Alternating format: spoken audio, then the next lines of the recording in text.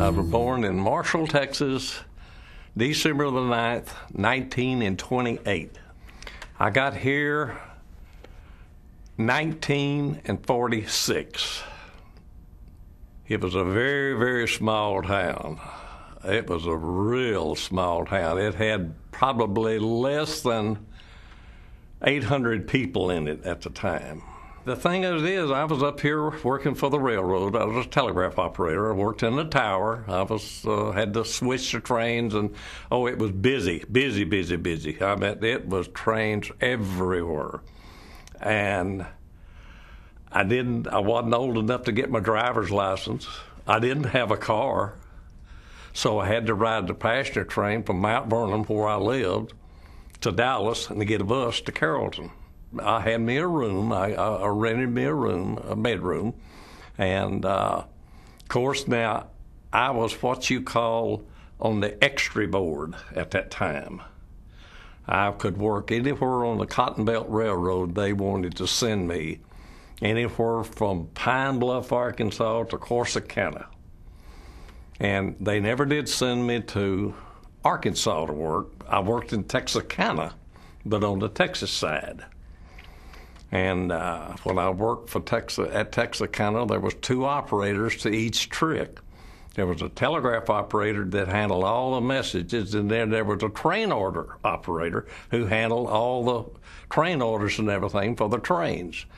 And they also had the same setup at Mount Pleasant, a junction there that called one part of the line goes to Tyler and Corsicana, the other goes to Greenville on to Dallas and Fort Worth. My dad worked for the T&P Railroad. The Depression hit, and we moved back to the old Clark farm in Georgia, Cedar Crossing, Georgia. I was just a baby. And we stayed there for about 5 years. Came back to Mount Vernon because my great-great-grandfather had given my mother a home there, and we came back to the homestead to live. And my dad just did odd. He was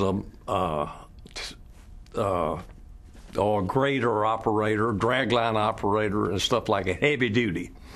And he would go to his jobs and then come back home.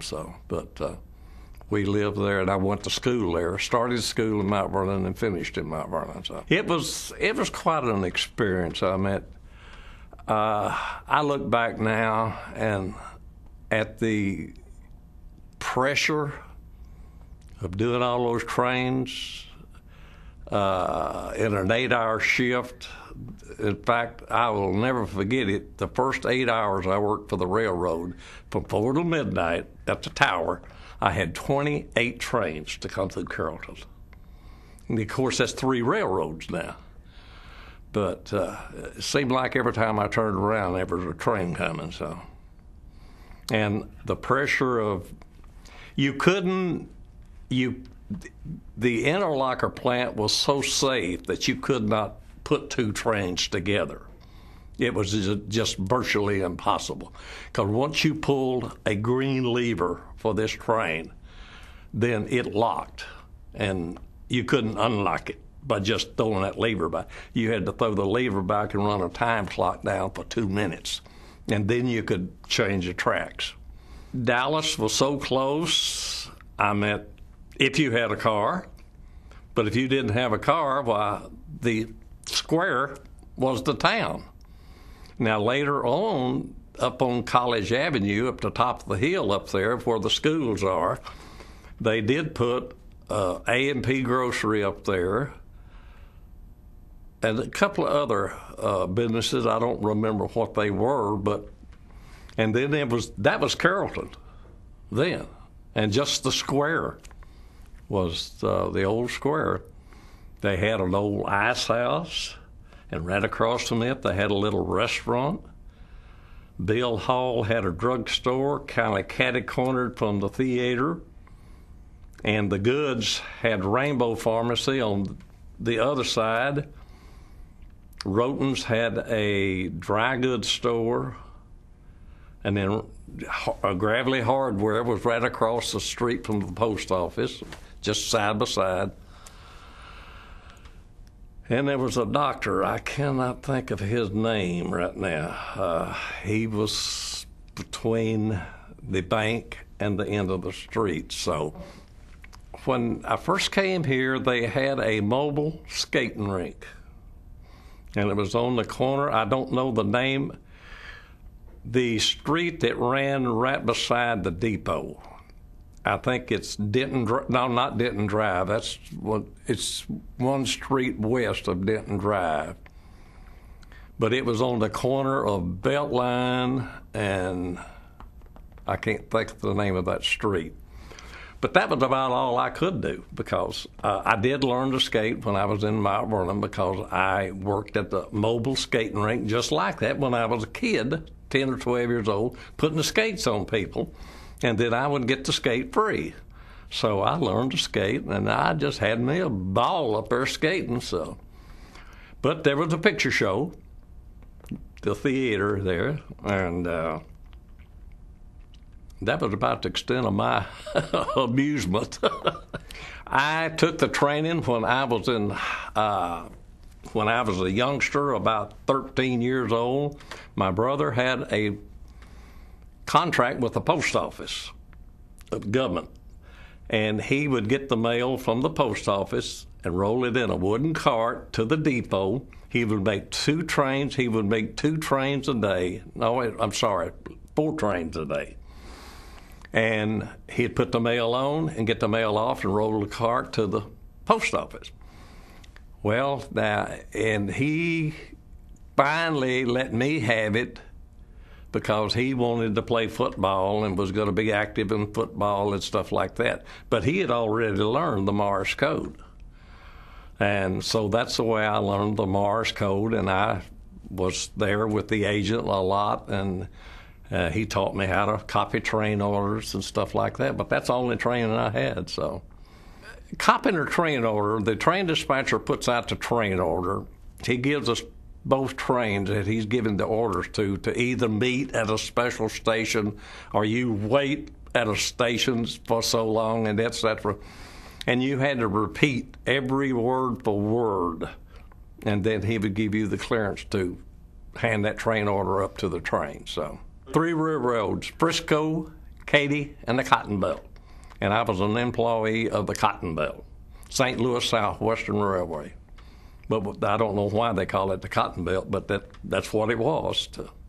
So it was the Cotton Belt Railroad. So on the Katy, there was Black and Grain, which was big, big. And then on the Frisco, there was Inca Metals.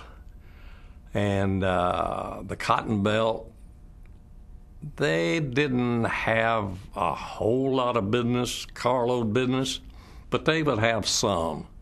But Cotton Belt just came through here, more or less. So there was a train of what they call a rock train, was coming out of Fort Worth, and it was going to Commerce on the Cotton Belt. And I was on duty. It was between 4 and midnight, and I was on duty that afternoon. But a Frisco train had got into the interlocker plant, cut off there at the tower, to where he wouldn't block that crossing, and went down and was switching at Inca Metals. Well, the plant was locked. There's nothing you could do. It was totally locked until he got his train and got out of the interlocker, and then you could let other trains go. And I heard this train, he was just blowing, blowing, blowing, thinking he was going to get a green block, but it was red. And sure enough, he hit the D-rail, jumped the track. The engine never turned over, but he was trying to slow it down enough, but it finally stopped. And I guess he was about maybe 50 to 90 feet before he got to that crossing, and it was just on the cross ties and on the ground. It didn't turn over or anything. So, well, now the Morse code was in the tower. You had to be a telegraph operator just in case the phone system went down and you had to copy train orders by the Morse code. Now, it's not the international Morse code, it's what you call American Morse code. It's different from the international Morse code. And it's much, much faster than the international code. In fact, most operators back then had what they call a high-speed bug. Dots on the right side, dashes on the, dots on the left side, dash on the right side. And you could probably send 50, 55 words a minute and receive about the same. So I worked until about, now I'm putting this top of my head, I think I left the railroad in 1959 simply to the fact that the war was over and all the steam engines were going to diesels, and the diesels could pull 2 to 3 times what a steam engine could. And they were cutting off, closing depots and cutting off operators. And then finally they put in what they call centralized traffic control. That's where a train dispatcher in Tyler, that's where our headquarters were, could let a train go from Texarkana to Corsicana, and he would put him in the side track automatically, electronically. And so that cut off telegraph operators by the dozens. And so it was, the handwriting was on the wall that I don't think there were food stamps back then, but if I'd have stayed with them, I'd have been on. So from Carrollton to Addison, it's uphill. And number 18, I remember it very distinctly, was a big mountain climber steam engine. And about the most he could carry was about 60 to 70 cars. And if he didn't get a run at that hill, if I had to stop him for some reason or another, then they had to double, what they call double. He'd have to cut the train, take half of it to Addison, put it on the side track, come back and get the other half and take it to Addison. So that was the railroad that I worked for, so I favored them. If I was going to hold a train out 5 or 10 minutes, passenger train, that's nothing to make up. So I'd let him have the green light gladly. So the interlocker was the tower that I worked in. It had an interlocker plant. Each railroad had a derail on 2 derails, one at this end of the track, one at that end of the track that I governed. All 3 of them had that. That was 6 derails. And the interlocker plant is when you would pull the lever to close that derail, you'd have to close them both, and then pull another lever over here, and then you would pull number 14 lever, and that locked the interlocker plant. It was locked. The only thing you could do was either pull this green signal or that green signal for the 2 derails that you pulled. So that's what we talked about. It was an interlocker plant, but it was very, very safe, extremely safe. You could not put 2 trains together, and just no way. So, but once that green lever was pulled and a train did not go through it, you had to throw the lever back to red, run a timer down for 2 minutes before you could even release the derails and put them back to derails. It was quite interesting. It was old. It was breezy. It got hot in the summertime, cold in the wintertime. About the only time that you would have contact with anybody other than railroad people was if somebody called you and wanted to send a telegram. We did take telegrams, and now usually if they came in the daytime, they would go downstairs to the depot, and Mr. Cannell, who was the agent then, he would take the telegram and charge them, and then he would get on the wire and send a telegraph to Dallas. And but if it was after hours, well, then they would either come to the tower or call us on the phone. We did have a city phone there, and boy, it was an old timer because you couldn't dial a number. You had to pick the phone up, and you got an operator, and her name was Katie. I'll never forget it. And she knew every gossip that was going on in Carrollton. So, but Carrollton was a unique place, though. It was a unique place, and when you got off of work, you were tired.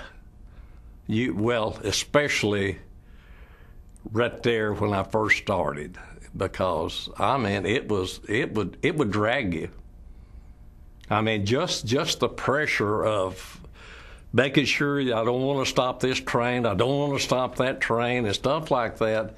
The pressure built on you. So Carrollton was a nice. I loved Carrollton. It was a nice place. I mean, it was centrally located. After I got a car, and you could go places, and it wasn't that far from Dallas. You could go into Dallas and everything else. It was just really unique to have a little town right outside of Dallas like that. But ironically, I moved from a little town like that, and I moved to Richardson, and that's only about 12 miles or 14 miles from downtown Dallas. So. And I still live in Richardson, so I became a substitute rural carrier. And when the rural carrier wanted off, I would relieve him. I would go in about 7:15, 7:20, case his mail up, pull it down, get in my car and drive, I think it was 27 miles round trip, out in the country and delivering the mail to the people that lived in the country. Well, we had one full route, a walking route, and part of another one. So it was only so I'm going to guess it was somewhere between 500 and 600 houses, maybe. It wasn't very big. It wasn't very big at all. So, but then after I quit the railroad, and then I took the civil service exam and came on as a part-time flexible. That means I could work either in the post office or I could deliver the mail, either one. Well, I first started out delivering the mail on this part-time route. That was my job, it was just me and another carrier, so it had to be my job. So then we had a change in the postmaster. And, back then the postmasters were appointed by a senator. And a gentleman by the name of Bill Sumner became the postmaster. Well, Bill had worked for the VA for quite a few years in Atlanta, and he'd back and forth to Carrollton to Atlanta. So anyhow, he pulled some Republican wires and got appointed the postmaster at Carrollton. And when he did, he didn't know a thing about the post office, none. And he asked me if I would come in and be a clerk. So I did. I got off the walking route, and I was a clerk inside. And then about 3 months later, he got the position of assistant postmaster approved, and I got that job. And I stayed with them approximately 4.5 or 5 years. Carrollton was in a boom. It really was in a boom. I mean, they had two big lumber yards here then. Blanton Grain, Inca Metal Products was operating big time. And it seemed like and the town was getting bigger, and a developer named Lloyd Wynn started a bunch of houses up north of town, and they would sell as fast as he could build them. And so the town was on the growth and everything. Now, it didn't explode until I'm going to say in the 70s, and then it really took off then. So, but I was long gone, so I was selling wholesale whiskey then. So that's what I started doing when I left the post office.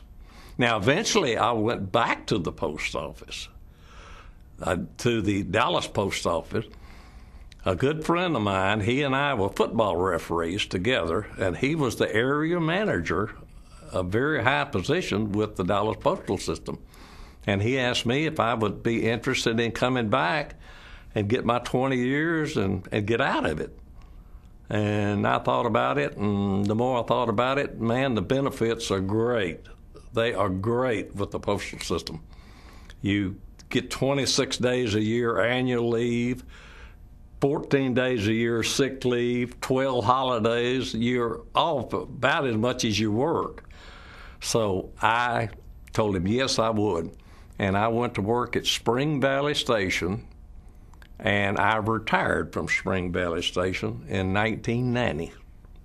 It seemed like Vandergrift Chevrolet was a good thing. I mean,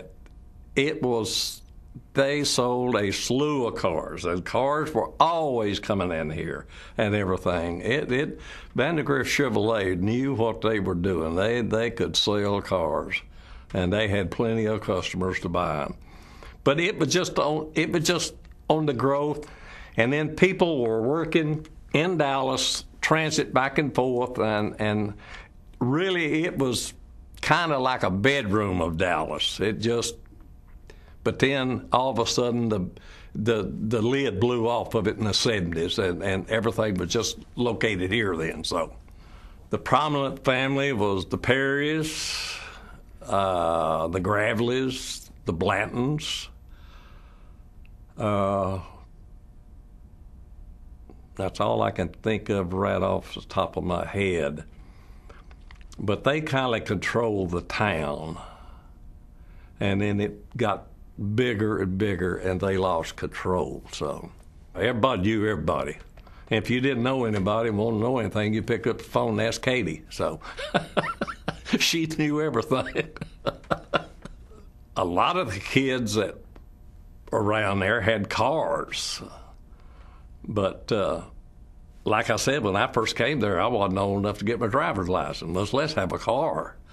And a bunch of nightclubs and things was within reach of Carrollton. Of course, I couldn't have went to them because I wasn't of drinking age, and besides, I didn't drink much then at all. So, yes, I was here, and it did flood. Yes, sir. I was working in Dallas Yard at the time. And I was married and had a baby. And they lived out here in Carrollton. And I got off at midnight, and I thought, well, I don't know what to do. I don't know where to try to go home or what. Of course, now, my wife and my baby lived up on a hill on Denton Drive, so I knew they were safe as far as the water was concerned. But anyhow, I thought, well, I'm going to give it a try. I'm gonna try to go to Carrollton. And I got down the road a little bit, and I thought, oh, man, I have made the wrong decision. And about that time, a huge truck come around me. And I thought, well, if I can stay close enough to this truck, I can get to Carrollton. And sure enough, I did. I got to Carrollton behind that truck, and the water was 2 or 3 feet deep. It's one of my car hadn't washed out, but it didn't. It did not. Didn't miss a beat. And I followed that truck, and of course he was on 35, and he was going to go on north. Well, I had to get off.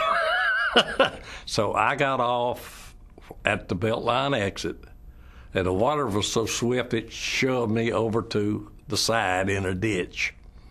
And I just got out of my car, and I waded and swam and everything, and I went home. So. But it was quite an experience. It was a stupid error on my part, but it was kind of frightening too. I remember quite a few people. Now, there is 2 gentlemen that I know of that grew up well, it was three, and I found out one of them is dead. Philip Blanton, he died young. He was one of the Blantons, and he died young. But a guy named John Larry, he and his mother owned the show, and Mitchell, not Mitchell Mayberry, he was the postmaster eventually. The mayor, I'm trying to think of his name, Milton Gravely. Now, they grew up here, and I knew them both, and they could tell you everything about Carrollton that anybody would want to know because they grew up here, went to school here, and still here. They're still in Carrollton. I saw Milton, back when we met at the depot, and they did a little photography and stuff like that, and I saw him there. But I haven't seen John Lowry, and oh, good Lord, don't tell it. I probably wouldn't know him if I saw him on the street, but he's quite a gentleman. He and Milburn both, so. Because money was tight back then. You didn't make much money back then. Because I think if I'm correct, of which I think I am, my telegraph operator, when I quit, was paying me about $1.21 an hour. And I went to work for the post office. I think it was 59 cents an hour. Now, Hall Rexall Drug, now they did have a lunch counter. You could get a sandwich and milkshakes and stuff like that. There seemed like there was a restaurant up on top of the hill at where A&P Grocery went in up there. I can't remember that, but I definitely remember the little cafe right across the street from the ice house.